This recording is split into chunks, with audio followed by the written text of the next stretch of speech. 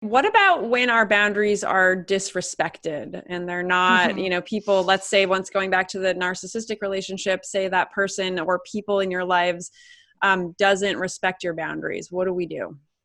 Yes. Good question. And I think probably at the crux of it, that's what everybody wants to know, right? Because we've all Mm, been in that situation where we have set a boundary and then somebody has just either, they could ignore you, they could say they're going to do something, but then not do it.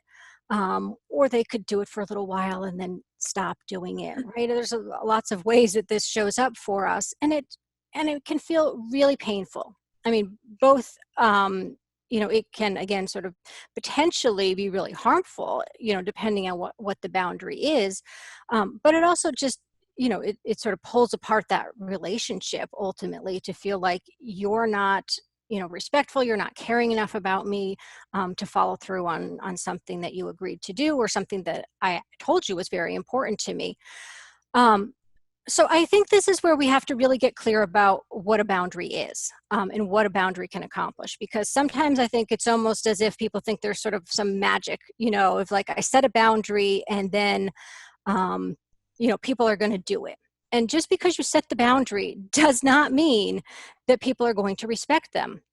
But that doesn't mean you shouldn't set the boundary, right? I mean, that's sort of its yeah. own separate issue. But if somebody doesn't respect your boundaries, first of all, we just have to remember that we can't make anybody do anything. That's sort of the bottom line, and it's a hard thing to realize, because I think, like, I was saying, there's sort of like there's some magical thinking, as if like I'm going to now get you to do the thing that I've been wanting you to do, when I set this boundary. Maybe not. And again, with narcissists, it's quite possible, that they're not going to respect your boundaries. And so part of it is, you got to think about, how important is this particular boundary? I think we all have some things that, are deal breakers, or probably should be deal breakers, that they're not negotiable in the relationship. There are things that you just absolutely need to have. Mhm. And so, if it falls into that category, that's going to help, you figure out what course of action to take.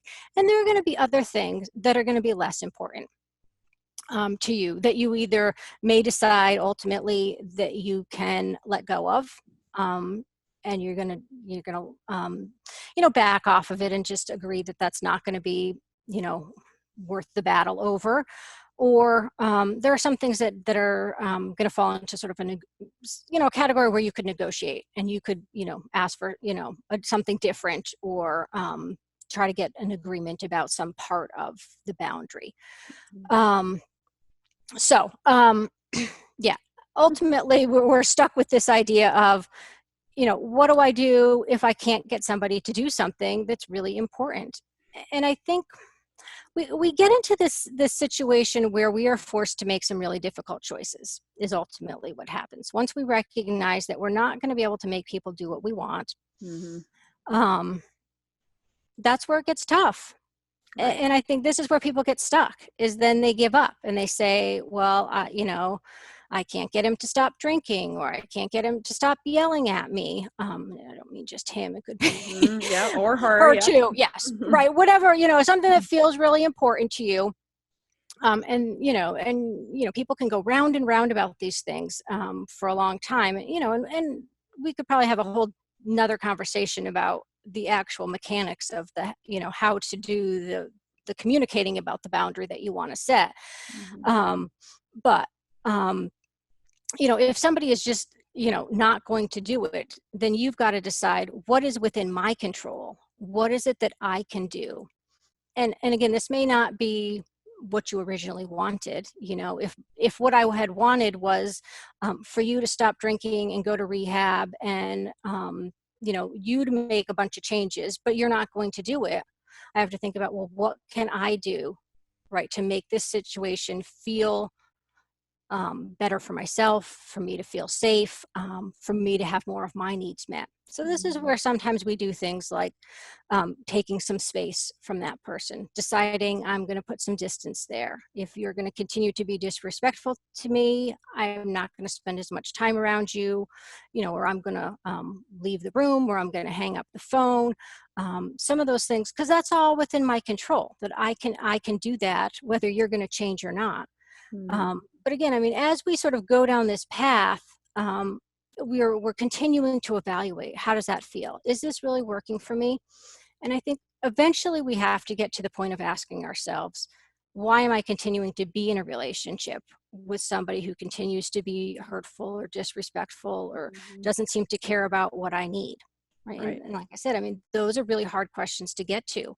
And, often it's a long period of time that we struggle back and forth, because I really don't want to make light of how difficult those decisions can be, whether it's to end a relationship ultimately, or even to quit a job or to move, but ultimately those are the things that we have control over, and sometimes it comes to that point that we need to make those big decisions, and really sometimes upend our own life in order to have our own needs met. And and like I said, I mean, so much of it really comes down to the safety, not just the physical but the emotional, and being able to without that sense of safety and feeling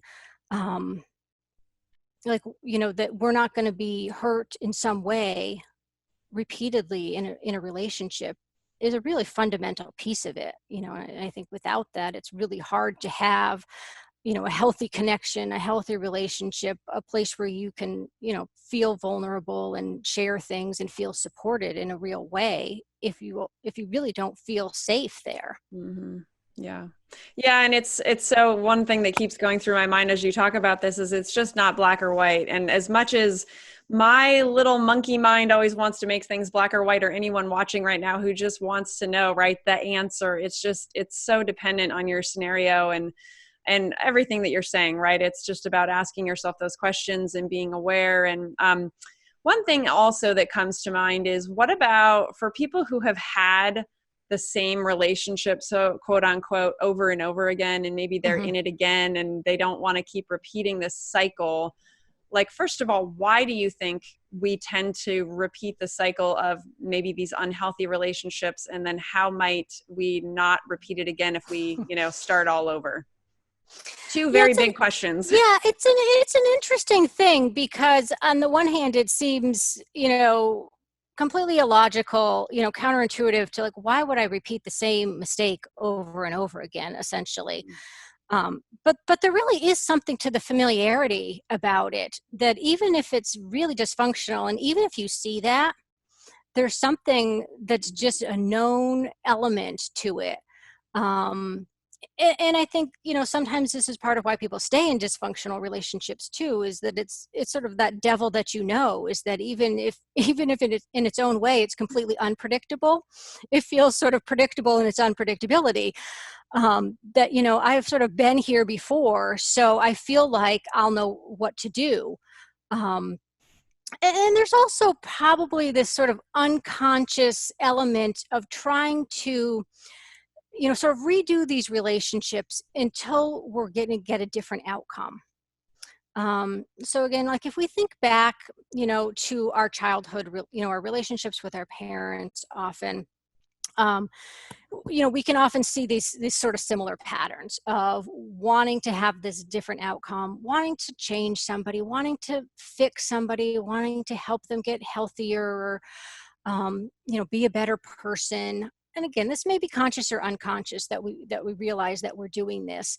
But there's sort of this internal, drive to keep at this until we're able to finally get that different outcome, that, we're going to get this person to love us in the way that we want to be loved, or we're going to get this person to get sober. We're going to get them to stick around instead of leaving us, like whatever that pattern is, that thing that we keep looking for. you know, we just keep looking for it, thinking, okay, if I keep trying, eventually, you know, I'm going to be able to get this to work. Because there's sort of like some unmet need there for us that we're trying to fill with, Right. you know, the new person time and time again.